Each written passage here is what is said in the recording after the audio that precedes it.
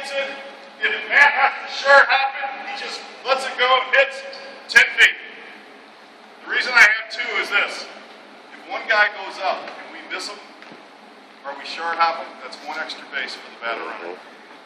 So it's called a tandem relay. Now, look where the first baseman is. Guy's already got a double, so why is he there? Well, if JK's there, now the guy got a double, we go this far to third. Nah, I don't want to go, I'm coming back. So if he's not there, now I come back. I keep him honest by having the first baseman trail. That's a relay.